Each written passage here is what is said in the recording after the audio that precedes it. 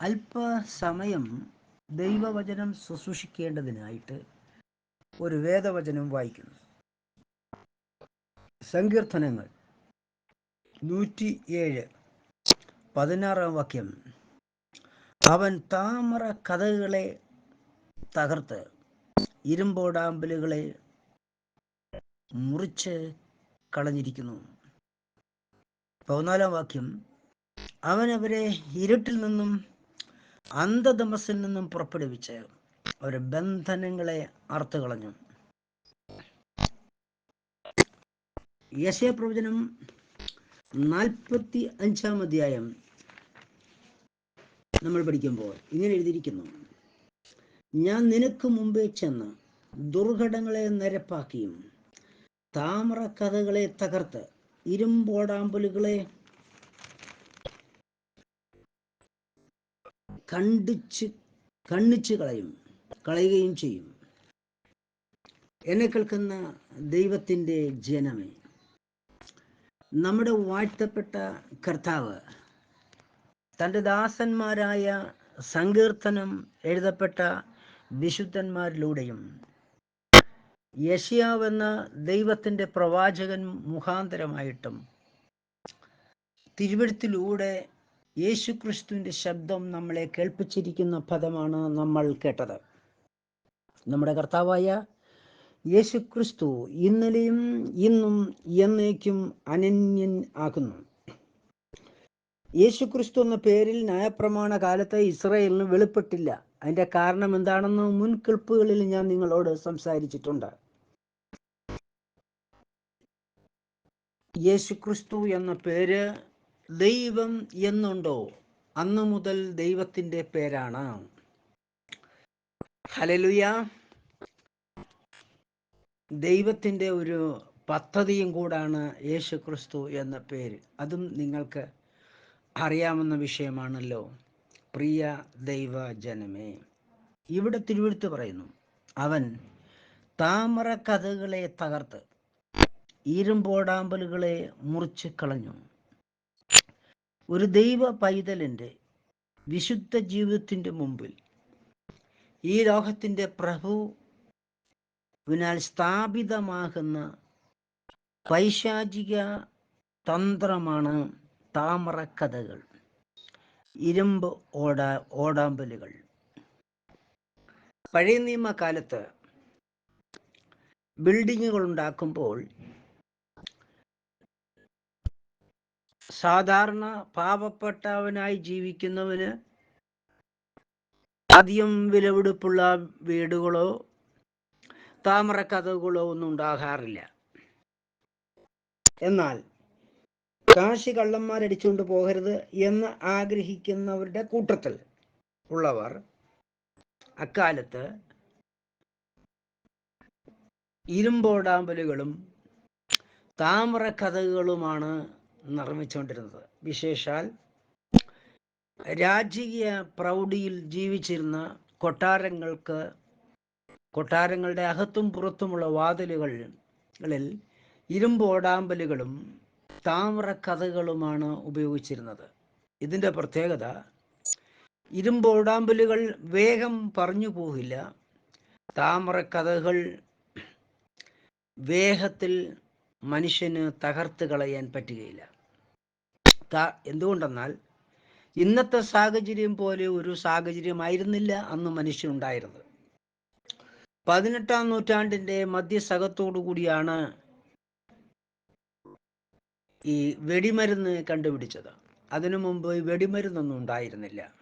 ആകയാൽ സ്ഫോടനം നടത്തി ശത്രുവിനെ തകർക്കുവാനുള്ള ഒരു സംവിധാനവും അന്നത്തെ മനുഷ്യനുണ്ടായിരുന്നില്ല. അന്നത്തെ മനുഷ്യനുണ്ടായിരുന്ന ആയുധങ്ങൾ തടികളും ഇരുമ്പ് ആയുധങ്ങളും താമര കഥകളും താമ്രത്തിൻ്റെ ആയുധങ്ങളും ഒക്കെ ആയിരുന്നു അന്നത്തെ മനുഷ്യർക്ക് ഉണ്ടായിരുന്നത്. ഹല്ലേലൂയ. ആകയാൽ അന്നത്തെ അവസ്ഥയിൽ മനുഷ്യന് തകർത്തു കളയാൻ പറ്റാത്തതായ ഓടാമ്പലുകളും കഥകളുമാണ് ഇവിടെ ഈ സങ്കീർത്തനം രചിക്കപ്പെട്ട സമയത്ത് ഉച്ചരിച്ചിരിക്കുന്ന അന്നത്തെ സാഹചര്യത്തോട് ചേർന്നുള്ള ദൈവത്തിൻ്റെ ആലോചന. അതിൻ്റെ അർത്ഥം, അന്നത്തെ പോലെ ഇന്നും യേശുക്രിസ്തു അനന്യനാണ്. യേശുക്രിസ്തുവിനെ സംബന്ധിച്ചിടത്തോളം ഇനി ഏതെല്ലാം തരത്തിലുള്ള പൈശാചിക തലങ്ങളിലുള്ള പ്രവർത്തനം ഉണ്ടാക്കി വെച്ചെന്ന് പറഞ്ഞാലും ദൈവവൈതലിനെ സംബന്ധിച്ച് ഇതോർത്ത് ഭാരപ്പെടേണ്ട ആവശ്യങ്ങളില്ല. കാരണം നിങ്ങൾ അറിഞ്ഞിരിക്കുന്നത് പോലെ തന്നെ ദൈവം ഈ ഭൂമിയിൽ മനുഷ്യന്റെ ഹൃദയത്തിൽ ജനിച്ചിരിക്കുകയാണ്. പ്രിയ എൻ്റെ സഹോദരങ്ങളെ, ദൈവം നമ്മുടെ ഹൃദയത്തിൽ ജനിക്കുവാൻ നമ്മൾ അവസരം കൊടുക്കാതിരുന്നാൽ, ശത്രുവാകുന്ന സാത്താൻ മനുഷ്യവർഗത്തിന്റെ മുമ്പിൽ ഒരിക്കലും തകർക്കുക കളയുവാൻ കഴിയാത്ത തലത്തിൽ ഏദേനിൽ വെച്ച് തന്നെ അവൻ സ്ഥാപിച്ചിരിക്കുന്ന ഇരുമ്പോടാമ്പലുകളും താമ്ര കഥകളും തകർക്കുവാൻ മനുഷ്യവർഗത്തിന് കഴിയത്തില്ല. എന്താണ് ഈ ഇരുമ്പോടാമ്പലുകൾ, താമ്ര കഥകൾ? പ്രിയരെ, അതിൻ്റെ അടിസ്ഥാനം പാവവും അതിൻ്റെ അരുണത ഫലവും മരണവുമാണ്. ഇത് ദൈവത്താൽ മാത്രമേ മാറിപ്പോവുകയുള്ളൂ. ദൈവത്തിന് മാത്രമേ ഇതിൽ നിന്നൊരു മോചനം കൊടുക്കുവാൻ മനുഷ്യന് കഴിയത്തുള്ളൂ.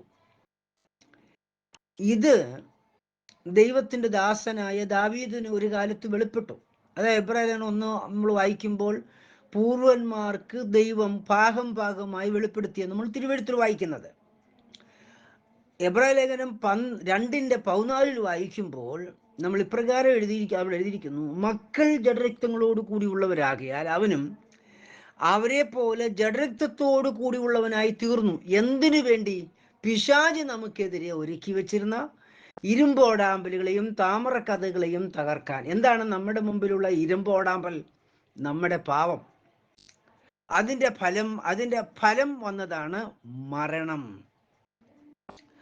നമ്മുടെ താമ്രക്കഥക് എന്ന് പറയുന്നത് മരണവും നമ്മുടെ ഇരുമ്പോടാമ്പൽ എന്ന് പറയുന്നത് പാവവുമാണ്.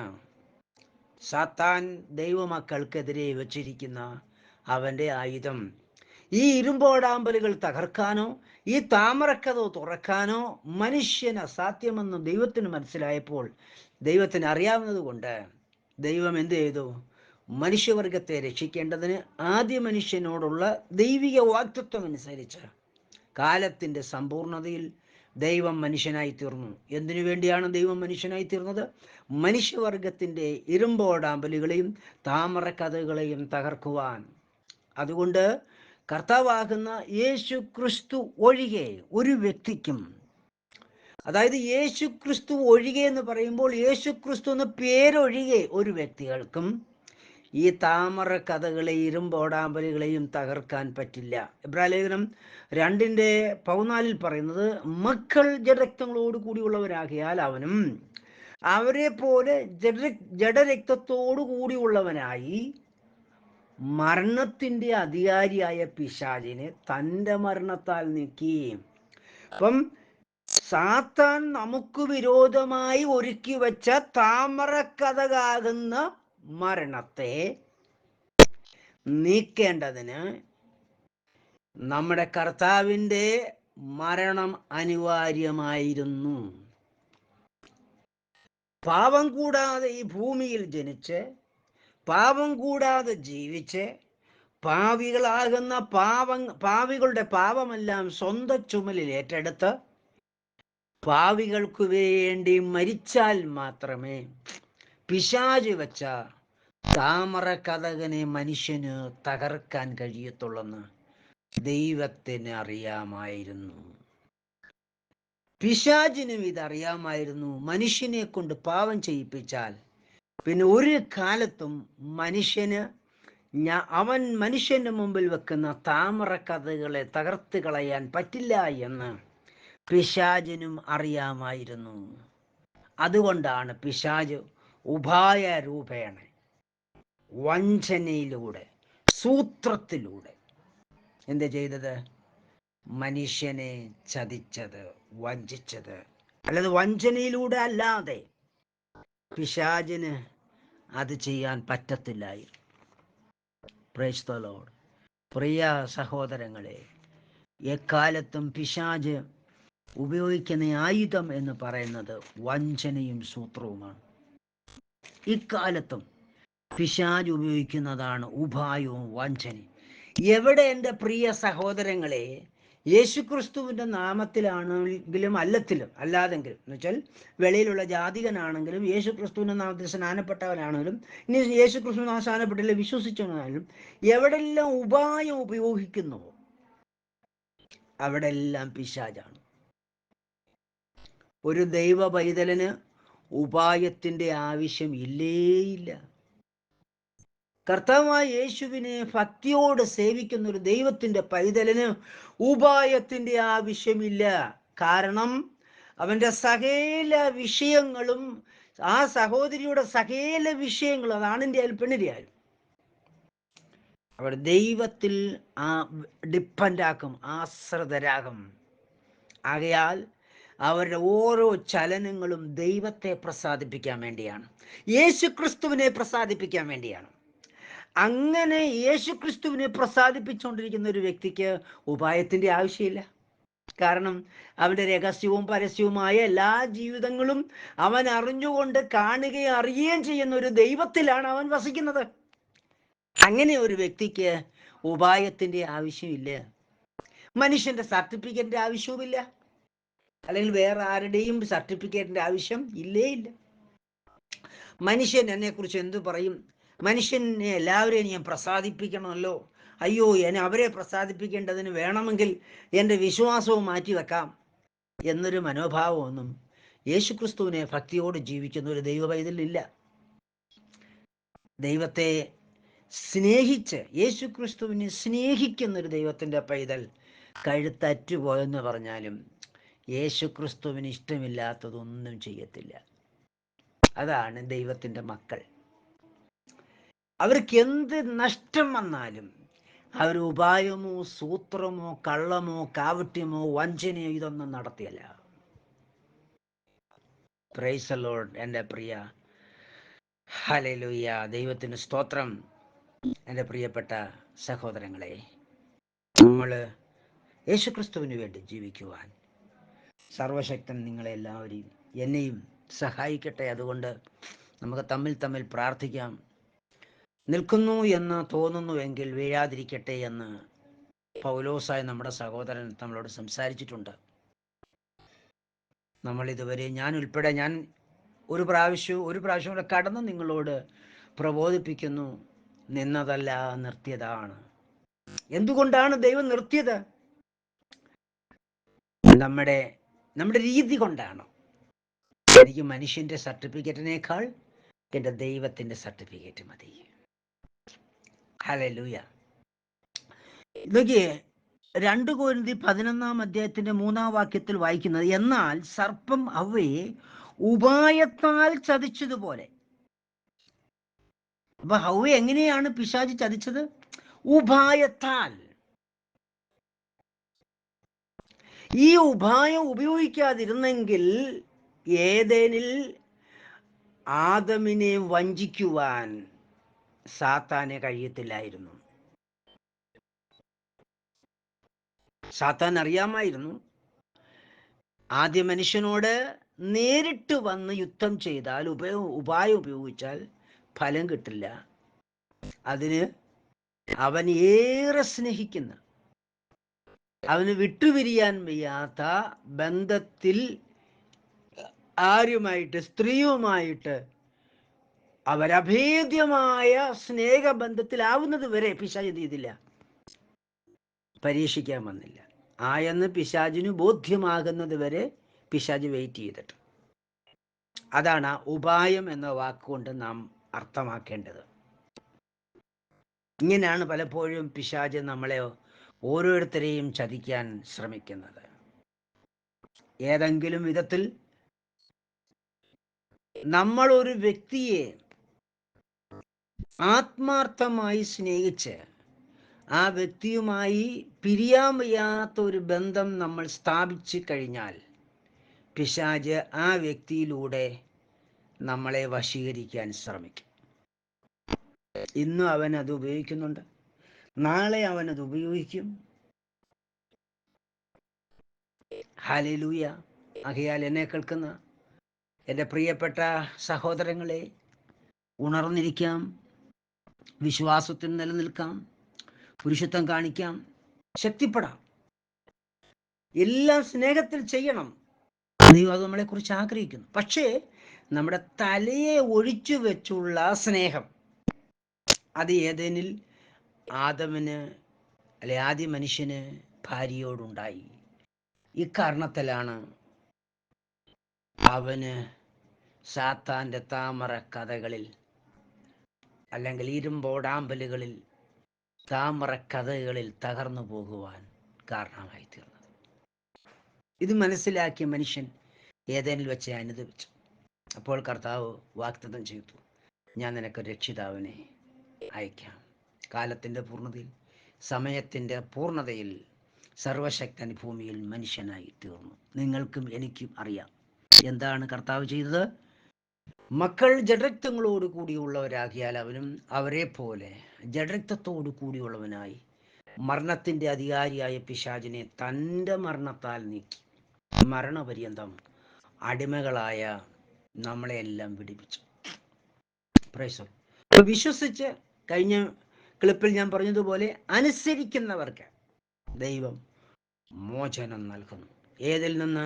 ഫസ്റ്റ് പാപത്തിൽ നിന്ന് മോചനം നൽകുന്നു. രണ്ടാമത് മരണത്തിൽ നിന്ന് മോചനം നൽകുന്നു. പാപത്തിൽ നിന്ന് പാപമാണ് അവൻ്റെ ഇരുമ്പോടാമ്പൽ. ഇരുമ്പോടാമ്പലുകളെ തകർത്താലേ താമര കഥകളെ തകർക്കാൻ പറ്റുകയുള്ളൂ.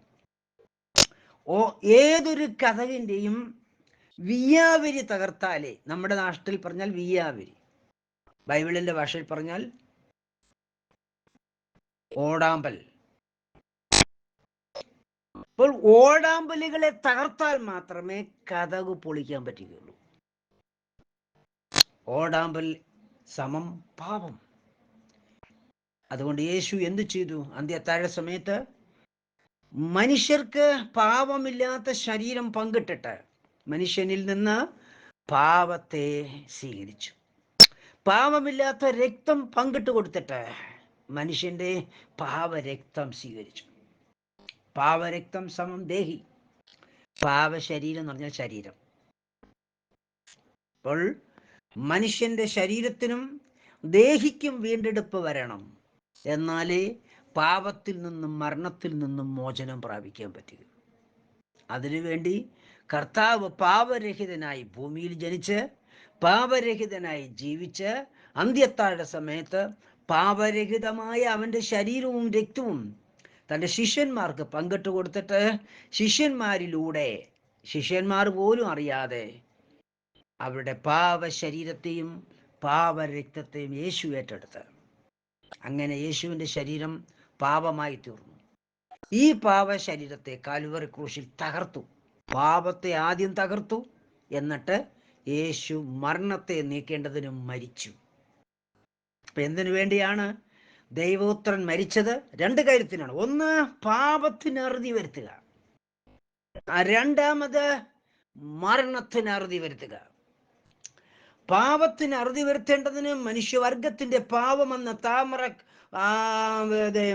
ഇരുമ്പോടാമ്പലിനെ യേശു സ്വന്തം ശരീരത്തിൽ വഹിച്ചിട്ട് കാൽവറി ക്രൂശിൽ ഈ ശരീരത്തെ തകർത്തു കളഞ്ഞു. ഹല്ലേലൂയ. അതെങ്ങനെ തകർത്തു നിങ്ങൾക്കറിയാം. അവന്റെ അസ്ഥികളെല്ലാം എണ്ണാമായിരുന്നു. അർത്ഥാൽ തലയോട്ടി മുതൽ കാൽപാദം വരെയുള്ള എത്ര അസ്ഥികൾ ചേർന്നതാണ് ഒരു മനുഷ്യ ശരീരം. എത്ര അസ്ഥികൾ! ഈ അസ്ഥികളെല്ലാം എണ്ണാമായിരുന്നു എന്ന വാക്കിന്റെ അർത്ഥം, ആ യേശു ക്രൂശിൽ മരിച്ചുമ്പോൾ ഉണ്ടായ യേശുവിൻ്റെ ശരീരത്തിൽ മാംസമില്ലായിരുന്നു. ഉണ്ടായിരുന്നെങ്കിലും തൂങ്ങി തൂങ്ങി കിടക്കുന്ന അവസ്ഥയിലായിരുന്നു. പൊട്ടിച്ചിതറി, ഹല്ലേലൂയ, നുറുങ്ങി കീറി, ഹല്ലേലൂയ, ഇറന്ന് തൂങ്ങി കിടക്കുന്ന പേശികളായിരുന്നു അവനുള്ളത്. അതുകൊണ്ട് അവൻ്റെ കാൽപാദം മുതൽ തലയോട്ടി വരെയുള്ള സകല അസ്ഥികളും എണ്ണാമായിരുന്നു. പ്രിയരെ, എന്തിനു വേണ്ടിയാണ്? എൻ്റെയും നിങ്ങളുടെയും പ്രതിനിധിയാകുന്ന നമ്മുടെ അപ്പനായ പിതാവ് ഇത്രയും കഷ്ടം സഹിച്ചത് പാപത്തിന് അറുതി വരുത്തുവാൻ. പാപത്തിന് അറുതി വന്നു കഴിഞ്ഞാൽ അടുത്തത് മരണമാണ്. മരണത്തിന് അറുതി വരുത്തുവേണ്ടതിന് അവൻ നമുക്ക് വേണ്ടി മരിച്ചു. മക്കൾ ജഡരക്തങ്ങളോട് കൂടിയുള്ളവനാകിയാൽ അവനും ജഡരക്തത്തോട് കൂടിയുള്ളവനായി മരണത്തിൻ്റെ അധികാരിയായ പിശാചിനെ തൻ്റെ മരണത്താൽ നീക്കി അതിനുവേണ്ടി അവൻ മരിച്ചു. പ്രിയരെ, അങ്ങനെ കർത്താവാകുന്ന ദൈവത്തിൻ്റെ പദ്ധതിയാലും ദൈവിക ഹിതപ്രകാരവും അവൻ മനുഷ്യവർഗത്തിനു വേണ്ടി, എന്താണ് മനുഷ്യവർഗത്തിനു വേണ്ടി എന്ന് പറയാനുള്ള കാര്യം? യോഹന്നാൻ അവനെ കാണുമ്പോൾ ഇങ്ങനെ വിളിച്ചു പറഞ്ഞു, ഇതാ ലോകത്തിൻ്റെ പാപം ചുമക്കുന്ന ദൈവത്തിൻ്റെ കുഞ്ഞാട്. അപ്പോൾ യേശു നമുക്കെല്ലാവർക്കും വേണ്ടി, ലോകത്തിനു വേണ്ടിയും കാൽവറി ക്രൂശിൽ പിടഞ്ഞു മരിച്ചു. പ്രിയ സഹോദരങ്ങളെ, അവൻ താമര കഥകളെയായിരുന്നു ഇരുമ്പോടാമ്പലുകളെയായിരുന്നു ആദ്യം തകർത്ത്, പിന്നെ താമര കഥകളെ തകർത്തു. ഏതൊരു കഥവും പഴയ കാലത്തിൽ ഓടാമ്പലുകളിലാണ് ഉറപ്പിക്കുന്നത്. പണ്ട് കാലത്തെ വീടുകൾ പരിശോധിച്ചാൽ മതി. ഒരു 100 വർഷത്തിന് മുമ്പുള്ള വീടുകൾ പരിശോധിക്കുമ്പോൾ ഇന്നത്തെ പോലെ വിയാവരി സിസ്റ്റം ഉണ്ടായിരുന്നില്ല. തടി കൊണ്ട് തന്നെ ഓടാമ്പലുകൾ നിർമ്മിച്ചിട്ട് ആ തടിയിൽ തന്നെയായിരുന്നു കഥകളെ ഉറപ്പിച്ചിരുന്നത്. പ്രിയരെ, ഇതേപോലെ അന്നത്തെ കാലത്തിലെ മനുഷ്യൻ തടിയുടെ ഓടാമ്പലുകൾ സാധാരണ വീട്ടിൽ ഉപയോഗിക്കുമ്പോൾ രാജാക്കന്മാർ പാർക്കുന്ന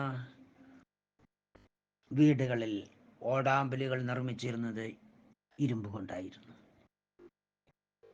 കഥകൾ നിർമ്മിച്ചത് താമര കഥകളായിരുന്നു. പ്രിയപ്പെട്ടവരെ, നമ്മുടെ ജീവിതത്തിൽ ശത്രു ചെയ്തതെല്ലാം തിന്മയാണ്. സർവശക്തൻ നമ്മളോട് കരുണ കാണിച്ചു, ദയ കാട്ടി, മനസ്സിലിഞ്ഞു. ആകയാൽ യേശുവിനെ കൂടെ പറ്റിച്ചേർന്ന് എൻ്റെ പ്രിയ സഹോദരങ്ങളെ, യേശുവിനെ വിട്ട് ഇടത്തോട്ടോ വലത്തോട്ടോ മാറാതിരിപ്പാൻ സർവശക്തൻ നിങ്ങളെ സഹായിക്കട്ടെ. സാത്താൻ്റെ ഉപായം നിങ്ങൾ തിരിച്ചറിയുക. ഏതെങ്കിലും ചെറിയ കാര്യത്തിനും വലിയ കാര്യത്തിനും ഉപായം ഉപയോഗിക്കാതിരിപ്പാൻ ദൈവമായ പിതാവ് നിങ്ങളെ സഹായിക്കുമാറാകട്ടെ.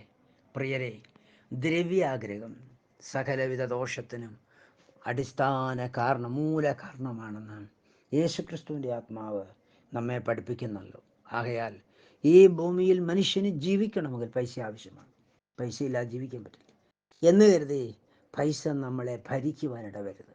ദൈവദാസനായ ദാവീദ് ആത്മാവിൽ പാടിയത് 23-ാം സങ്കീർത്തനം ഇങ്ങനെയാണ്: നന്മയും കരുണയും എൻ്റെ ആയുഷ്കാലമൊക്കെ എന്നെ പിന്തുടരും. പക്ഷെ ഞാൻ എവിടെ ഇരിക്കും? ഞാൻ നന്മയുടെയും കരുണയുടെയും പുറകിലല്ല ഇരിക്കുന്നത്, ഞാൻ യേശു ക്രിസ്തുവിൻ്റെ ആലയത്തിൽ വസിക്കും എന്ന് പറഞ്ഞാൽ ദൈവത്തിന് പ്രധാന സ്ഥാനം കൊടുത്ത് ജീവിച്ച ദൈവദാസനായ ദാവീദിനെ പോലെ, ഹല്ലേലൂയ, അബ്രഹാമിനെ പോലെ, ഇസഹാക്കിനെ പോലെ, യാക്കോബിനെ പോലെ കർത്താവിൻ്റെ സന്നിധിയിൽ ആത്മീയ ജീവിതത്തിന് വിജയം പ്രാപിച്ച എല്ലാ വിശുദ്ധ ജനങ്ങളെ പോലെ നമ്മളും ഈ ഭൂമിയിലായി തീരേണ്ടതിന് അത്യുന്നതനായ ദൈവത്തിൻ്റെ കരങ്ങളിൽ നമ്മെ സമ്പൂർണമായി സമർപ്പിക്കുകയും. പ്രിയപ്പെട്ടവരെ, നമ്മുടെ ജീവിതത്തിൽ ഉണ്ടായിരുന്ന ഇരുമ്പോടാമ്പലുകളും താമരക്കഥകളും ആണ് കാൽവറി ക്രൂശിൽ കർത്താവായ യേശു ക്രിസ്തുവിൻ്റെ ക്രൂശ് മരണത്തിലൂടെ തകർന്നതെങ്കിൽ, ഇത് നമ്മുടെ പേരിലേക്ക് കണക്കിടപ്പെടുന്ന ദൈവിക ഉപദേശമാണ് പത്രോസിൻ്റെ ഉപദേശം. നിങ്ങൾ മാനസാന്തരപ്പെട്ട് നിങ്ങളുടെ പാപങ്ങളുടെ മോചനത്തിനായി ഓരോരുത്തൻ യേശു ക്രിസ്തുവിൻ്റെ പേരിൽ സ്നാനമേൽപ്പീൻ, എന്നാൽ പരിശുദ്ധാത്മാവിന് ദാനം ലഭിക്കും. ഫസ്റ്റ് നമ്മൾ സ്നാനപ്പെടുന്നത് എന്തിനു വേണ്ടിയാണ്? പത്രോസ് പറയുന്നു, നിങ്ങളുടെ പാപങ്ങളുടെ മോചനത്തിനു വേണ്ടിയാണ്. പത്രോസ് അവരോട്, നിങ്ങൾ മാനസാന്തരപ്പെട്ട് നിങ്ങളുടെ പാപങ്ങളുടെ മോചനത്തിനായി യേശു ക്രിസ്തുവിൻ്റെ പേരിൽ സ്നാനമേൽപ്പീൻ. അപ്പൊ യേശു ക്രിസ്തുവിന്റെ പേരിൽ സ്നാനപ്പെട്ടാലേ പ്രിയ എന്നെ കേൾക്കുന്ന സഹോദര, നിനക്ക് പാപമോചനം ഉണ്ടാകുള്ളൂ. നിന്റെ ഇരുമ്പോടാമ്പലുകളെ തകർക്കാൻ പറ്റുകയുള്ളൂ. നിനക്കെതിരെ ആദ്യ മനുഷ്യൻ, നിന്റെ പ്രതിനിധിയായ ആദ്യ മനുഷ്യൻ മുഖാന്തരമായിട്ട് സാത്താൻ നിന്നെ അടിച്ചേൽപ്പിച്ചു വച്ചിരിക്കുന്ന, സ്തോത്രം, പാപമെന്ന താമരക്കഥ, ഇരുമ്പോടാമ്പലിനെ, പാപമെന്ന ഇരുമ്പോടാമ്പലിനെ തകർത്താൽ മാത്രമേ നിനക്ക് പാപമോചനം കിട്ടുകയുള്ളൂ. അങ്ങനെ പാപമോചനം ലഭിക്കണമെങ്കിൽ പ്രിയ സഹോദര, നീ യേശു ക്രിസ്തുവിൻ്റെ പേര് പറഞ്ഞ് സ്നാനപ്പെടണം. കാരണം യേശു ക്രിസ്തുവിൻ്റെ പേരെന്ന് പറയുന്നത് പിതാവിൻ്റെയും പുത്രൻ്റെയും പരിശുദ്ധാത്മാവിൻ്റെയും പേരാണ് യേശു ക്രിസ്തു എന്ന പേര്. യേശു ക്രിസ്തു എന്ന പേര് പിതാവിൻ്റെ പേരാണ്. യേശു എന്ന പേര് യേശുവിൻ്റെ പേര് കൊടുത്താണ് പുത്രനെ ഭൂമിയിലേക്ക് അയച്ചിരിക്കുന്നത്. അതുകൊണ്ട് പുത്രന്റെ പേര് യേശു എന്നാണ്. ഈ യേശുവിനെ ദൈവം യോർദാനിൽ യോഹന്നാന്റെ കരങ്ങളാൽ സ്നാനപ്പെടുത്തിയ ആ നിമിഷം തന്നെ അഭിഷേകം ചെയ്തപ്പോൾ യേശു ക്രിസ്തുവായി. അങ്ങനെ യേശുവിൻ്റെ പേര് നസറന, യേശുവിൻ്റെ പേര് നസറന, യേശു ക്രിസ്തു എന്നായി.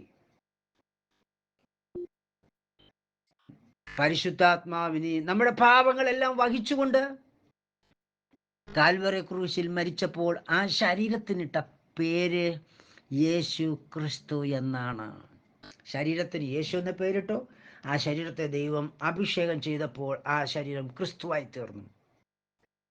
Price the Lord. അങ്ങനെ യേശു ക്രിസ്തു എന്ന ശരീരത്തിലാണ് നമ്മുടെ പാവങ്ങൾ വഹിച്ച് നമുക്ക് വേണ്ടി മരിച്ചത്.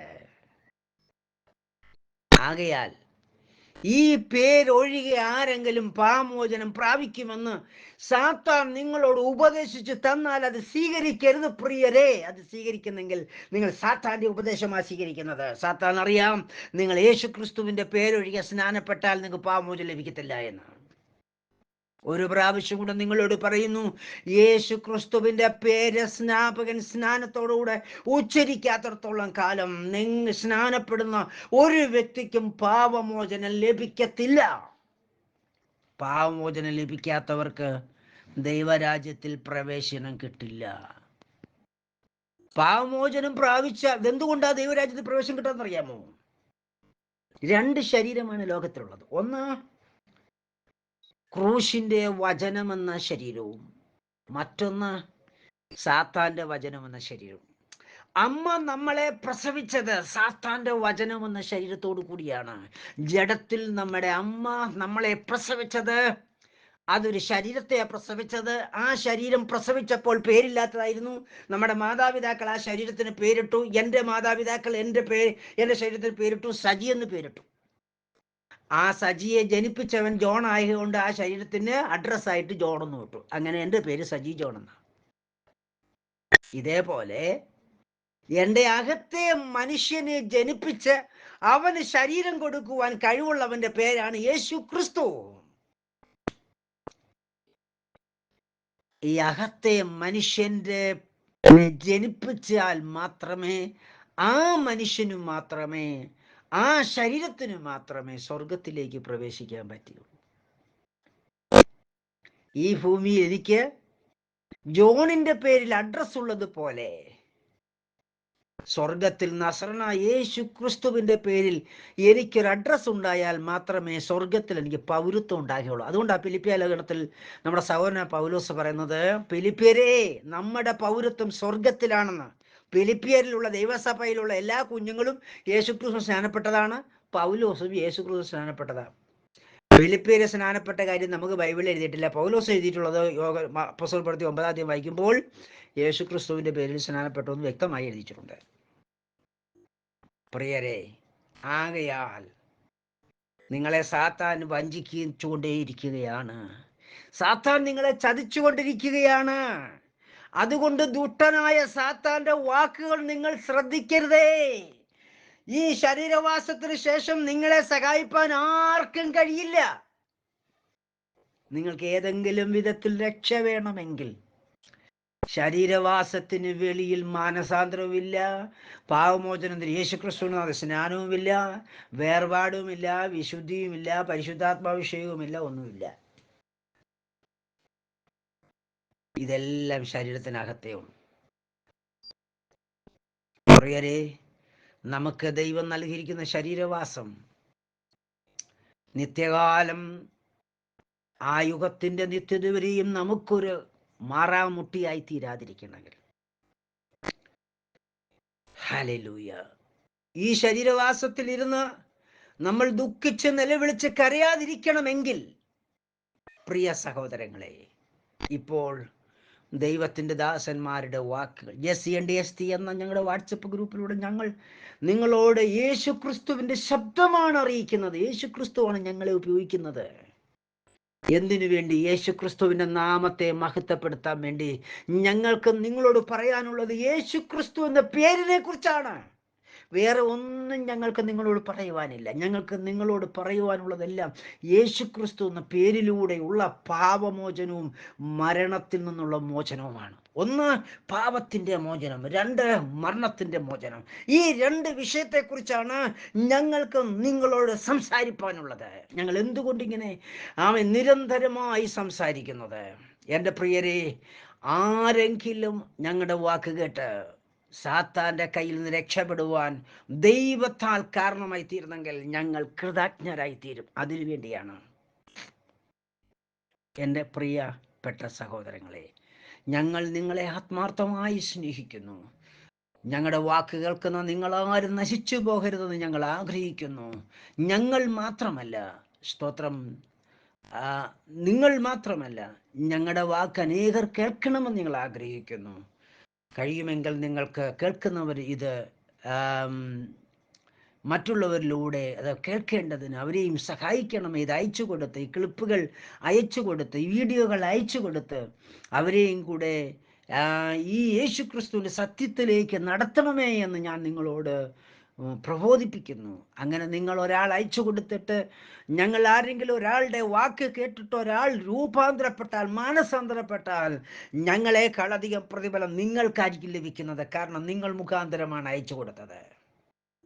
യേശു ക്രിസ്തു നിങ്ങളിലും പ്രസന്നമായി തീരേണ്ടതിന്, ദൈവം നിങ്ങളിൽ മഹത്വപ്പെടേണ്ടതിന്, പ്രിയരെ, ഈ ഇരുമ്പോടാമ്പലുകളെ, നമ്മുടെ ജീവിതമാകുന്ന ഇരുമ്പോടാമ്പലുകളിൽ, പാപമെന്ന ഇരുമ്പോടാമ്പലുകളെ, അമ്മയുടെ ഗർഭപാത്ര മുഖാന്തരം നമുക്ക് ലഭിച്ച പാപമെന്ന ഇരുമ്പോടാമ്പലുകളെ തകർക്കുവാൻ, അതിൻ്റെ ഫലമായി നമുക്ക് ലഭിച്ച മരണമെന്ന താമരക്കഥകളിൽ നിന്ന് മോചനം പ്രാപിപ്പാൻ, നസറനായ യേശു ക്രിസ്തു എന്ന ഏക പേരിനല്ലാതെ ഈ പ്രപഞ്ചത്തിൽ ഒരു ശക്തിക്കും സാധ്യമല്ല എന്നുള്ള കാര്യം നിങ്ങൾ മറന്നു പോകരുതേ എന്ന് ഞാൻ നിങ്ങളോട് യേശു ക്രിസ്തുവിൻ്റെ നാമത്തിൽ പ്രബോധിപ്പിക്കുകയാണ്. ഞാൻ പറഞ്ഞു വന്നതിൻ്റെ ലാസ്റ്റ് പറഞ്ഞു വന്നത്, ഈ ജഡശരീരത്തിൽ നമ്മൾ ജനിച്ചാൽ മാത്രമേ ഈ ലോകത്തിൽ നമുക്ക് ജീവിക്കാൻ പറ്റുകയുള്ളൂ. ഈ ശരീരത്തിന് മാത്രമേ ഈ ലോകത്തിൽ ഇങ്ങനെ ജീവിക്കാൻ പറ്റുകയുള്ളൂ. ഇതേപോലെ സ്വർഗരാജ്യത്തിലേക്ക് പ്രവേശിക്കണമെങ്കിൽ അവിടുത്തെ ശരീരം വേണം. അവിടുത്തെ ശരീരമില്ലാത്ത ആർക്കും ആ രാജ്യത്തിലേക്ക് പ്രവേശിക്കാൻ പറ്റില്ല. എൻ്റെ പ്രിയരെ, ആ ശരീരമാണ് യേശു ക്രിസ്തുവിൻ്റെ നാമത്തിൽ സ്നാനപ്പെടുമ്പോൾ നമ്മുടെ ഹൃദയത്തിൽ ജനിക്കാൻ പോകുന്നത്. അല്ലെങ്കിൽ ജനിക്കുന്നത് എൻ്റെ ഹൃദയത്തിൽ ജനിച്ചു. എന്നിൽ ഞങ്ങൾ ഈ JCNDST-യിലൂടെ ദൈവവചനം പ്രസംഗിക്കുന്ന ദൈവദാസന്മാരുടെ ഹൃദയത്തിൽ അത് ജനിച്ചിട്ടുണ്ട്. വചനം ജഡമായിട്ടുണ്ട്. യേശു ക്രിസ്തുവിൽ വചനം ജഡമായതുപോലെ നിങ്ങൾ മാനസാന്തരപ്പെട്ട് നിങ്ങളുടെ പാപങ്ങളുടെ മോചനത്തിന് യേശു ക്രിസ്തുവിൻ്റെ നാമത്തിൽ സ്നാനമേൽപ്പീൻ എന്നുള്ള ദൈവകൽപ്പന പ്രകാരം നിങ്ങൾ യേശു ക്രിസ്തുവിൻ്റെ നാമത്തിൽ സ്നാനപ്പെടുമ്പോൾ, നിങ്ങളുടെ അനുസരണത്താൽ നിങ്ങൾ സ്നാനപ്പെടുമ്പോൾ, നിങ്ങളുടെ ഹൃദയത്തിൽ യേശു ക്രിസ്തുവിൻ്റെ ക്രൂശിൻ്റെ വചനം ജഡമായി ജനിക്കുകയാണ്. അത് അക്ഷര കണ്ണിൽ കാണാൻ പറ്റത്തില്ല, ആത്മശരീരമാകുന്നുണ്ട്. ഈ തിരുവഴുത്ത് എന്താ പറയുന്നത്? പത്രോസവരോട്, നിങ്ങൾ മാനസാന്തരപ്പെട്ട് നിങ്ങളുടെ പാപങ്ങളുടെ മോചനത്തിനായി ഓരോരുത്തൻ യേശു ക്രിസ്തുവിൻ്റെ നാമത്തിൽ സ്നാനമേൽപ്പീൻ. എന്നാൽ അത് അടിവരയിടണം, ഒരിക്കലും മറക്കരുത്. വളരെ ഇമ്പോർട്ടൻ്റ് ആയ പദമാണ് എന്നാൽ എന്നുള്ളത്. എന്നാൽ പരിശുദ്ധാത്മാവെന്ന ദാനം നിങ്ങൾക്ക് ലഭിക്കും. മറിയത്തിൻ്റെ ഉദരത്തിലേക്ക്, ഗർഭപാത്രത്തിലേക്ക് പരിശുദ്ധാത്മാവ് വന്നതുപോലെ യേശു ക്രിസ്തുവിൻ്റെ നാമത്തിൽ സ്നാനപ്പെടുന്നവരുടെ ഹൃദയത്തിലേക്ക് പരിശുദ്ധാത്മാവ് വരും. മറിയത്തിൻ്റെ ഗർഭപാത്രത്തിൽ മനുഷ്യന് കാണത്തക്ക രീതിയിലുള്ള ശരീരം ജനിച്ചതുപോലെ പ്രിയരെ, നമ്മുടെ ഹൃദയത്തിൽ നമുക്ക് കാണാൻ കഴിയാത്ത, ലോകത്തിൽ ആർക്കും കാണാൻ കഴിയാത്ത അസ്ഥിയും മാംസത്തോടുകൂടി വചനത്താൽ ഒരു ശരീരം ജനിക്കും. ഈ ശരീരം പരിശുദ്ധാത്മാവിനാൽ ജനിക്കുന്നതാണ്. പരിശുദ്ധാത്മാവിനെ ആർക്കും കാണാൻ കഴിയാത്തതുപോലെ ഈ ശരീരത്തെ ആർക്കും കാണാൻ പറ്റിയല്ല. അത് പരിശുദ്ധാത്മാവിന്റെ ശരീരമായതുകൊണ്ട്. ഈ ശരീരം ഈ സ്വർഗത്തിൽ പോത്തുള്ളൂ, അല്ലാതെ ഈ ശരീരം പോവുകയല്ല എൻ്റെ പ്രിയരെ. ജഡരക്തങ്ങൾ സ്വർഗരാജ്യം അവകാശമാക്കില്ല. ആകയാൽ സാത്താൻ നിങ്ങളെ ചതിക്കണമെന്ന അവൻ്റെ ആഗ്രഹം. സാത്താന്റെ വഴികളിൽ നിന്ന് വിട്ട് മാനസാന്തരപ്പെട്ട് യേശു ക്രിസ്തുവിലേക്ക് തിരിയുവാൻ, നിങ്ങളുടെ മുമ്പിൽ താമരക്കഥകളെയും ഇരുമ്പോടാമ്പലുകളെ യേശുപ്പൻ തകർത്തു തരുവാൻ സർവശക്തനായ ദൈവം നിങ്ങളെ കുറിച്ച് ആഗ്രഹിക്കുമ്പോൾ, യേശു ക്രിസ്തുവിനെ അനുസരിച്ച് ദൈവവചനപ്രകാരം ജീവിപ്പാൻ സർവശക്തനായ ദൈവമായ പരിശുദ്ധ പിതാവ് നിങ്ങളെ സഹായിക്കട്ടെ, അനുഗ്രഹിക്കട്ടെ എന്ന് പ്രാർത്ഥിച്ചുകൊണ്ട് എൻ്റെ വാക്കുകളെ നിർത്തുന്നു. ദൈവമായ പരിശുദ്ധ പിതാവ് നിങ്ങളെ അനുഗ്രഹിക്കട്ടെ, സഹായിക്കട്ടെ.